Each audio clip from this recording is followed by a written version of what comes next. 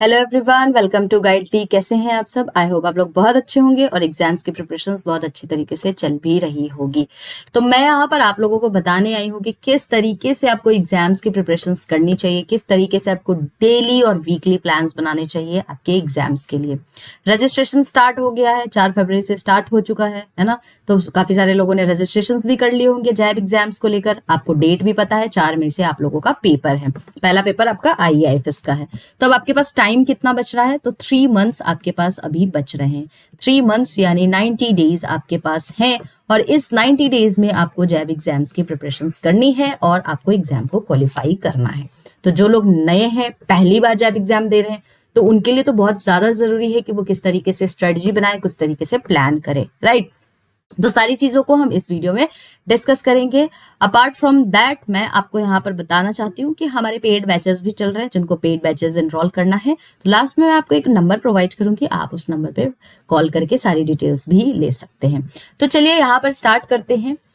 तो सबसे पहले गाइज, आप किसी भी एग्जाम की तैयारी करो ना, तो आपको पता होना चाहिए कि कितने नंबर ऑफ सब्जेक्ट्स होते हैं, कौन कौन से सब्जेक्ट हैं, नाम एटलीस्ट तो पता ही होना चाहिए। तो आपके 4 सब्जेक्ट आते हैं। पहला है आपका PPB, दूसरा है AFM, तीसरा है RBWM एंड चौथा है IAFS। अगर आपको नाम पता चल गया तो आपको ये भी पता होना चाहिए कि नंबर ऑफ चैप्टर्स कितने होते हैं। तो IAFS में 45 चैप्टर्स हैं, PPB में 55 हैं, AFM में 35 चैप्टर्स हैं, RBW में 26 चैप्टर है प्लस 4 इसमें एडिशनल चैप्टर्स भी हैं। तो टोटल मिलाकर यहाँ पर हो जाएंगे 30। ठीक है, अब आपको चैप्टर्स पता हो जाना चाहिए। इसके अलावा आपको ये भी पता होना चाहिए कि कौन सा सब्जेक्ट सबसे ज्यादा स्कोरिंग है। तो चलिए मैं आपको बताती हूँ, RBWM is one of the scoring subject. Easy भी है, स्कोरिंग भी है और इंटरेस्टिंग भी काफी है। ठीक है, तो ये आपके पास 4 सब्जेक्ट्स हैं, चारों का आपके पास डेटा है। अब आपको ये पता होना चाहिए कि एग्जाम में कितने मार्क्स लाने हैं क्वालिफाई करने के लिए। तो देखिए, आपके पास आपके पास यहाँ पर ऑप्शन है। या तो आप हर सब्जेक्ट में 50-50 नंबर लेकर आओ और एग्जाम को क्वालिफाई कर लो। ठीक है, पर सब्जेक्ट आपका 100 मार्क्स का होता है, तो टोटल कितने हो गए? 400। तो 400 में आपको कितने लाने हैं? 200 नंबर लाने हैं एग्जाम को क्वालिफाई करने के लिए। तो या तो आप सारे सब्जेक्ट में 50-50 ले आओ, या सारे सब्जेक्ट्स को मिलाकर जो अग्रीग्रेड बनता है, अगर वो 50% भी बन रहा है, यानी कि 200 अगर बन रहा है, तो भी आप एग्जाम क्वालिफाई हो। अगर फर्स्ट टाइम आप दे रहे हो चारों सब्जेक्ट को इकट्ठा, तो क्या मान लीजिए इसमें 45, AFM में 46 नंबर आ रहे हैं, RBW में 55 नंबर आ रहे हैं और IAFS में मान लीजिए आपको आए 47 नंबर। तो सबको जोड़ने के बाद अग्रीग्रेट अगर आपका 50% तक बन जाता है, तो आप जैब एग्जाम्स के लिए क्वालिफाई हो। देखिए, ये कोई कॉम्पिटेटिव एग्जाम तो है नहीं, ये तो सैलरी इंक्रीमेंट की एग्जाम है। तो इसमें टॉप तो नहीं करना है आपको, यहाँ पर आपको सिर्फ क्वालिफाई करना है। तो क्वालिफाई के लिए आपका डेटा आपको काफी हेल्प करेगा। अब हम बात कर लेते हैं कि हम प्लानिंग कैसे करें, किस तरीके की हमारी प्लानिंग होनी चाहिए। तो देखिए, आप यहाँ पर वीकली और डेली दोनों तरीके का प्लान बनाएंगे। 90 डेज है आपके पास, आपको 90 डेज को किस तरीके से यूटिलाइज करना है वो यहाँ पर आपको खुद प्लान बनाना पड़ेगा। तो जैसे देखिए, आप सभी बैंकर्स हो, आप लोगों का बहुत हेक्टिक शेड्यूल होता है। मुझे पता है कि आप लोग कहोगे, क्या मैम आप क्या बता रहे हो कि हम कैसे वीकली और डेली का प्लान बनाएं, हम ऑफिस ना जाएं क्या? तो ऑफिस हमारा 9 to 6 है, उसके बाद कहाँ टाइम मिलता है? लेकिन 3 महीने की बात है, अगर 3 महीने आपने कॉम्प्रोमाइज कर लिया अपने लाइफ के साथ, तो आपको सैलरी इंक्रीमेंट मिल जाएगी, आपको एक सर्टिफिकेट मिल जाएगा, जैब क्वालिफाइड हो भाई। तो अगर आप कुछ पाना चाहते हो तो कुछ ना कुछ तो आपको होना पड़ेगा ना। तो आपको यहाँ पर एक वीकली प्लान बनाना पड़ेगा, यानी कि मंडे से सैटरडे आपका वर्किंग डे होता है। कुछ सैटरडेज आपके ऑल्टरनेट सैटरडेज ऑफ होते हैं, लेकिन आप प्लान जब बनाओगे तो मंडे टू सैटरडे का बनाना। अब हर दिन, क्योंकि ये वीक डेज है, इसमें आपके ऑफिस होते हैं, हेक्टिक शेड्यूल है, तो आप क्या करें, 9 से 6 आपका ऑफिस रहता है, ठीक है, ऑफिस आवर है, सारे काम है ऑफिस के। ऑफिस के बाद घर आते हो तो चलिए 3 घंटे ले लीजिए, रेस्ट कर लीजिए। 9 बजे से लेकर के 9 PM से लेकर के 10:30 तक पढ़ सकते हैं। क्या 1.5 घंटा आप अपनी जिंदगी में से निकाल के जैब को दे सकते हैं? बिल्कुल दे सकते हैं। अगर जिनको क्वालिफाई करना है वो तो देंगे ही देंगे। तो हर दिन आपको क्या करना है, 1 से 1.5 घंटा आपको पढ़ाई करनी है।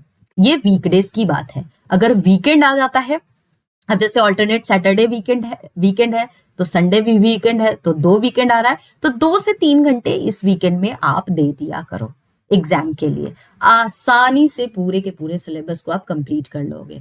देखिए यहाँ पर आपको ज्यादा नहीं पढ़ना है। अगेन मैं बोल रही हूँ, अगर 70% भी आपने सिलेबस को कवर कर लिया तो आराम से एग्जाम को क्वालिफाई कर लोगे, कोई दिक्कत नहीं है। हर दिन का प्लान बनाया, 1-1 घंटे पढ़ने, 1.5-1.5 घंटे वीकली मेरा वीक डेज में हो जाएगा कि मुझे हर दिन पढ़ने हैं और कम पढ़ना है, 1-1 1.5 घंटा, और जब वीकेंड आएगा तो मुझे 2 से 3 घंटे यहाँ पर अपने आप को पढ़ाई में देना है। ठीक है, ये आप टाइम ब्लॉक कर लोगे। इस टाइम में आपको कोई डिस्टर्ब ना करे तो आप उस तरीके से इस टाइम को शेड्यूल कर लीजिए। जिस टाइम पे आपको घर से कॉल ना आता हो, फैमिलीज के कॉल ना आते हो, फ्रेंड्स का कॉल ना आता हो, बिल्कुल ही शांत टाइम हो, उस टाइम आप इसको कर सकते हैं, पढ़ सकते हैं। अब सिलेबस को कवर कैसे करना है, तो सबसे पहले ना आपको पता होना चाहिए कि चारों जो सब्जेक्ट है इसमें इंपॉर्टेंट मॉड्यूल कौन सा है। 4 मॉड्यूल्स में सारे सब्जेक्ट्स, चारों सब्जेक्ट्स बटे हुए हैं, module A, module B, module C, module D. अब इसमें से कौन सा इंपॉर्टेंट मॉड्यूल है, तो सबसे पहले आपको ये फाइंड आउट करना है। तो एग्जाम्पल ले लेते हैं आरबीडब्ल्यूएम का। Module B and module D बहुत इंपॉर्टेंट है, एग्जाम में इससे बहुत क्वेश्चंस पूछे जाते हैं, तो हमारे लिए ये दोनों चैप्टर्स मॉड्यूल्स इंपॉर्टेंट है। अब मैंने देखा कि बी मॉड्यूल अगर इंपॉर्टेंट है तो इसके बाद मैं क्या करूंगी कि ये देखूंगी कि इस मॉड्यूल बी में कौन कौन से चैप्टर्स बहुत ज्यादा इंपॉर्टेंट है। ठीक है, अब मैं उस चैप्टर को फाइंड आउट, जैसे मान लो कि मेरे को लगा कि चैप्टर 5, मैंने प्रीवियस ईयर क्वेश्चंस देखे, एनालिसिस देखे, उससे मुझे पता चला कि चैप्टर 5 बहुत इंपॉर्टेंट है। चैप्टर का नाम है कस्टमर रिक्वायरमेंट। मुझे चैप्टर का नाम पता चल गया, चैप्टर नंबर 5 इंपॉर्टेंट है। अब कौन सा टॉपिक इसमें पढ़ना है मुझे, सारे टॉपिक्स तो आप नहीं पढ़ोगे ना, आप वही पढ़ना जो इंपॉर्टेंट है, जिससे रिपीटेड मोड में क्वेश्चन आए हैं। इसके लिए आपको क्या करना पड़ेगा, प्रीवियस ईयर क्वेश्चंस को देखने पड़ेंगे, तभी आप एनालाइज कर पाओगे। तो यहाँ पर जैसे मान लीजिए कस्टमर रिक्वायरमेंट में आपको पता चला कि इंपॉर्टेंट टॉपिक है मास्लो नीड हायरार्की थ्योरी, इससे क्वेश्चंस पूछे जाते हैं। अब आपको क्या करना है, उस टॉपिक को उठाना है। आप चाहें तो YouTube चैनल पे प्लेलिस्ट में मेरा वीडियो भी पड़ा हुआ है, आप वहां से वीडियो भी देख सकते हैं। वीडियो देखने के बाद आप उससे रिलेटेड प्रीवियस ईयर के क्वेश्चंस कर लीजिए, और जो भी क्वेश्चंस वीडियो में कराए गए हैं उस क्वेश्चंस को भी सॉल्व कर लीजिए। और मैकमिलन की बुक होती है, उसमें चैप्टर 5 के एंड में आपको यहाँ पर क्वेश्चंस भी मिलेंगे, उस क्वेश्चंस को भी सॉल्व कर लीजिए। भैया कोई क्वेश्चन ही नहीं छोड़ना है, जितने क्वेश्चंस दिख रहे हैं सब सॉल्व कर डालना है। इस टॉपिक से रिलेटेड एक क्वेश्चन बचना नहीं चाहिए। तो इस तरीके से आपको क्या करना है, हर एक टॉपिक को बढ़िया से पढ़ना है। टाइम बहुत है, 90 डेज है। 90 डेज में अगर ऐसे शेड्यूल बनाओगे तो डेफिनेटली आप लोग अच्छे मार्क्स से क्वालिफाई भी कर जाओगे। ठीक है, तो आपको इस तरीके का आपको सीक्वेंस रखना है, इस तरीके से पढ़ना है। अब सवाल ये आएगा कि हमें पता कैसे चलेगा कौन कौन सा इंपॉर्टेंट मॉड्यूल है, बिल्कुल भी हमें नहीं पता है। अब हम कहाँ जाएं, कौन से वेबसाइट पे जाएं, तो कहीं मत जाइए, यहाँ यहीं पे रुकिए, मैं आपको बता रही हूँ। तो मॉड्यूल आपका जो IAFS सब्जेक्ट है, इसमें मॉड्यूल डी आपका सबसे इंपॉर्टेंट है। ठीक है, आप वैसे गूगल पे भी सर्च करेंगे तो आपको सारे के सारे जैब के हर सब्जेक्ट के इंपॉर्टेंट टॉपिक्स आराम से मिल जाएंगे। और मैंने भी आपको काफी बार बताया है, आगे भी मैं बताऊंगी आपको, आने वाले 1-2 दिन में मैं आपको पूरी स्ट्रेटेजी दूंगी कि RBWM, PPB, इन सब में कौन कौन से इंपॉर्टेंट मॉड्यूल हैं, और उस इंपॉर्टेंट मॉड्यूल में चैप्टर कौन कौन से इंपॉर्टेंट है, और उसमें टॉपिक कौन कौन सा आपको पढ़ना है। तो आप वहां से भी पढ़ सकते हो, और अगर आपको फर्दर रिसर्च करना है तो आप गूगल पे भी कर सकते हो। PPB में again module A and B important है। आप देखेंगे AFM में A एंड C इंपॉर्टेंट है, एंड RBWM में B एंड D। तो अब क्या करना है, आपको पता चल गया है कि भैया कौन से सब्जेक्ट में कौन सा मॉड्यूल इंपॉर्टेंट है। अब आपको फाइंड आउट करना है चैप्टर और टॉपिक। अब क्या करेंगे, या तो आप किसी का वीडियो देख लीजिए, या आपको लगता है कि आप सेल्फ स्टडी से खुद से पढ़ के कर सकते हैं, तो मैकमिलन की बुक बेस्ट होती है प्रेफर करने के लिए। देखिए मैंने आपको बुक भी यहाँ पे बता दी है, तो बेस्ट बुक है, आप इससे पढ़ सकते हैं, कोई दिक्कत नहीं है। सेल्फ स्टडी करना चाहे सेल्फ स्टडी कीजिए, वीडियो का हेल्प लेना है वीडियो का भी हेल्प ले सकते हैं। आराम से पढ़िए, आराम से चीजें हो जाएगी। तो यहाँ पर मैं एक हेल्पफुल टिप्स भी आप लोगों को देना चाहती हूँ कि किस तरीके से आपको अपना सीक्वेंस रखना चाहिए। अगेन ये भी एक सब्जेक्टिव मैटर है कि आप किस तरीके से, आपको जो भी कंफर्ट लगेगा उसके हिसाब से ही आप सीक्वेंस बनाओगे पढ़ने का। अगर मैं आपकी जगह होती तो मैं सबसे पहले RBWM, क्योंकि मुझे पता है स्कोरिंग सब्जेक्ट है, तो मैं सबसे पहले RBWM उठाती, उसके बाद मैं IAFS को उठाती क्योंकि वो थोड़ा सा टफ है। तो जोश जोश में RBWM के जोश में मैं IAFS पढ़ लेती, एक कॉन्फिडेंस बिल्ड हो जाता ना। सबसे इजीएस्ट है, सबसे स्कोरिंग है, बड़ा मजा आया, अरे वाह सारे क्वेश्चन सॉल्व हो रहे हैं। तो चलिए इससे रिलेटेड अब इससे हम थोड़ा सा टफ वाले को टारगेट करते हैं, तो जोश जोश में ये भी निपट जाता। ठीक है, इसके बाद आपके पास 2 और सब्जेक्ट बचते, PPB और AFM। अगेन इसका आप कोई भी सीक्वेंस रख सकते हैं, दोनों एक ही बराबर है। अगर आप अकाउंट्स के स्टूडेंट हो तो आपके लिए ये अच्छा है, अगर आप नॉन कॉमर्स बैकग्राउंड से हो तो आप पीपीबी के को टारगेट कर सकते हो। तो अगेन इसमें आप कोई भी इंटरचेंज कर सकते हो। ये सीक्वेंस नहीं अच्छा लग रहा है तो आप ये कर सकते हो कि एग्जाम आपका 4 से है, पहला पेपर आपका आईएएफएस का है, तो सबसे पहले आईएएफएस को उठाइए, इसके इंपॉर्टेंट मॉड्यूल को उठाइए और उसके इंपॉर्टेंट टॉपिक्स कॉन्सेप्ट सबको खत्म कर दीजिए विद प्रीवियस ईयर क्वेश्चंस।